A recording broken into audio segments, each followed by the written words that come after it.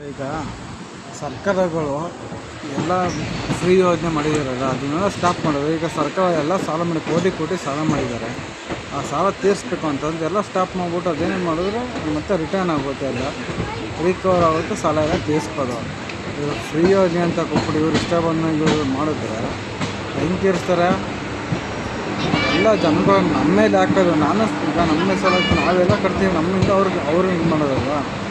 Free ಯೋಜನೆಗಳು ಮಾಡಿದರೆ stop ಮಾಡಿದ್ರೆ ಕೋಟಿ ಸಾಲ ಅದನ್ನೆಲ್ಲ ಸ್ಟಾಪ್ ಮಾಡ್ಬೋದು.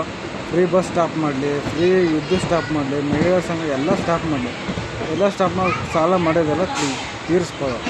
ಈ ಸಾಲ ಅನ್ನೋದು ಏನು ಬೇಕು? ಸರ್ಕಾರ ಮಾತ್ರ ಸಾಲ ಮಾಡೋದು, ನಾವು ಸಾಲ ಮಾಡೋದು. ನಮಗೆ ಸಾಲ ಕೊಡ್ತಾರಾ? ನಮ್ಮ ಜನಗಳಿಗೆ ಏನಾದ್ರು ಬೇಕಂದ್ರೆ ಸಾಲ ಕೊಡ್ತಾರೆ, ಮನೆ ಕೊಡ್ತಾರಾ, ನಮ್ಗೆ ಉಚಿತ ಶಿಕ್ಷಣ ಕೊಡ್ತಾರಾ? ಏನು ಮಾಡ್ತಾರೆ? ಏನು ರೋಡು ಅಲ್ಲಿ ಏನು ಮಾಡೋಲ್ಲ. ಅವ್ರು ಇಷ್ಟ ಬಂದು ಅವ್ರು ಮಾಡ್ಕೊಬಿಟ್ರು